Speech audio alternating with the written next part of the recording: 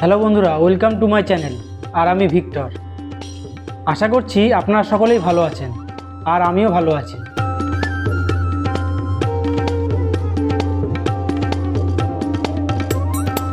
আমরা বাঙালিরা বড্ড ভ্রমণ পিপাসু, তাই হাতে একটু সময় পেলেই ঘুরতে বেরিয়ে পড়ি। সেই জন্যে হয়তো আমি যেদিন এই তারাপীঠ মায়ের পুজো দিতে এসেছিলাম, তখন এই স্থানে কিছু স্থান দর্শন করতে বেরিয়ে পড়েছিলাম। আজ সেটাই শেয়ার করব আপনাদের কাছে।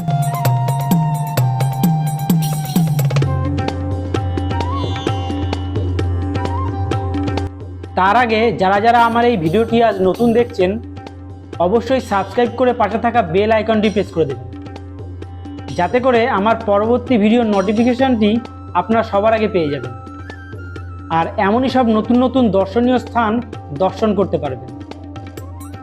আর লাইক, কমেন্ট, শেয়ার করতে ভুলবেন না।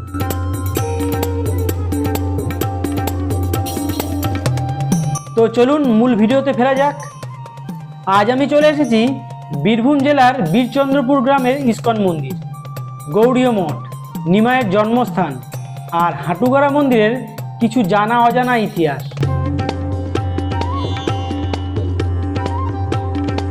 প্রথমেই আপনারা দেখতে পাবেন ইস্কন মন্দির। তাই প্রথমেই আপনাদের এই ইস্কন মন্দির গড়ে ওঠার পিছনে কি ইতিহাস আছে সেটাই আপনাদের জানায়।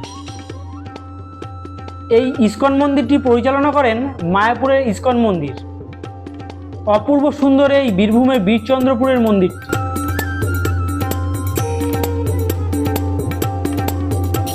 এই ইস্কন মন্দিরে রয়েছে নিত্যানন্দ মহাপ্রভুর প্রদর্শনী মিউজিয়াম। আপনারা যখন এখানে ঘুরতে আসবেন, অবশ্যই হাতে একটু সময় নিয়ে আসবেন, না হলে এই আমার মতো আপনারা এই মিউজিয়ামটি দর্শন করতে পারবেন না।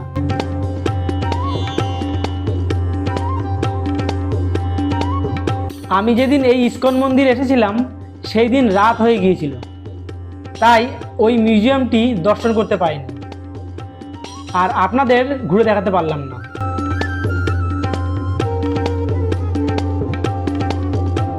এই ইস্কন মন্দিরটি একচক্র নামেই তৈরি। কারণ হলো, মহাভারতের কুরুক্ষেত্রের যুদ্ধে যখন কৃষ্ণ তার ভক্ত অর্জুনকে বাঁচাতে যুদ্ধে কোনো পক্ষ না নেওয়ার প্রতিজ্ঞা ভঙ্গ করেছিলেন, তখন তিনি অর্জুনের সাথে ভীষ্মদের এই লড়াই চলাকালীন ভীষ্মদের আঘাত করার জন্য যুদ্ধরত রথের চাকা নিয়ে ছুটে এসেছিলেন। তখন ভীষ্মদেব শ্রীকৃষ্ণকে অনেক সুন্দর বাণী দিয়ে সন্তুষ্ট করেছিলেন।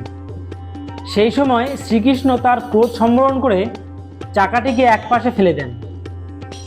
লোকমুখে প্রচলিত আছে সেই রথের চাকাটি এই একচক্র গ্রামের জমিতে এসে পড়ে, তাই এই গ্রামটি একচক্র নামেই পরিচিত।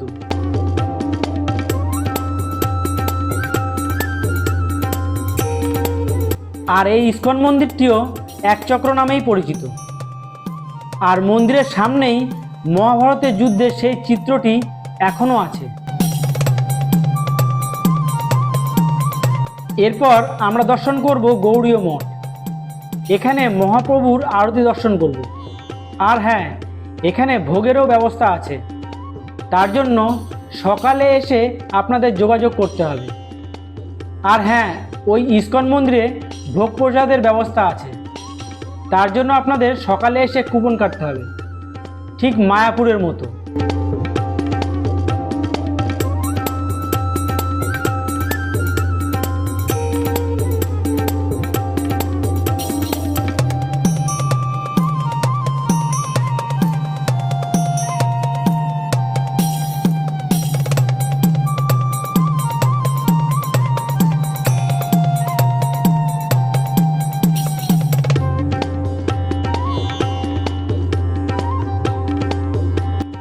এরপর আমরা দর্শন করব নিত্যানন্দর বাড়ি বা নিত্যানন্দ মহাপ্রভুর জন্মস্থান।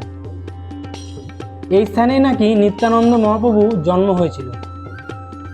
ভিতরে সেই স্থানটি আছে, কিন্তু দুঃখের সাথে আমি আপনাদের জানাতে চাই, নিত্যানন্দ জন্মস্থানের মন্দিরটির ভিতর থেকে দর্শন করতে পারিনি। তার প্রথম কারণ হলো রাত হয়ে গিয়েছিল, আর দ্বিতীয়টি হলো, যদি আমি মন্দিরের ভিতরে গেলাম, সেখানে কোনো রকম ভিডিও বা ছবি তোলা যাবে না। ফোন, ক্যামেরা সব জমা দিয়ে রাখতে হয়। এই জন্মস্থানটি আপনাদের এখানে এসেই দর্শন করতে হবে।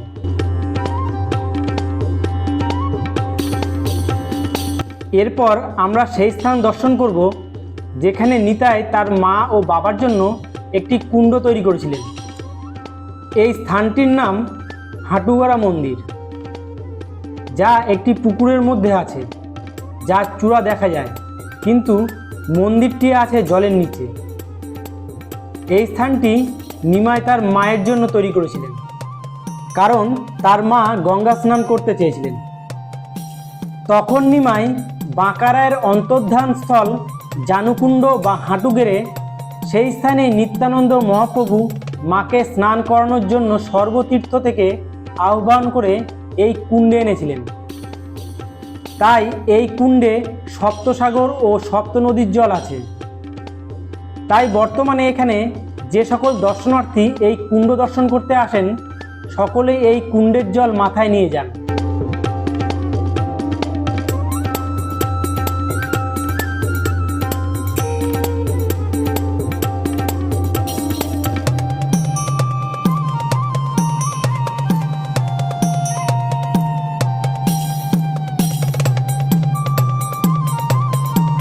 তো বন্ধুরা, এই ছিল আমার আজকের ভিডিওটি কেমন লাগলো অবশ্যই কমেন্ট করে জানাবেন।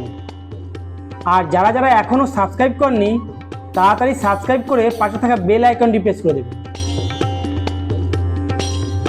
আপনারা তারাপীঠ আসলে অবশ্যই তারাপীঠের এই সকল সাইট সিনগুলি দর্শন করতে ভুলবেন না। আর ভিডিওটি ভালো লাগলে একটি লাইক ও কমেন্ট ও শেয়ার করে দেবেন। দেখা হবে আবার এক নতুন ভিডিওর সাথে।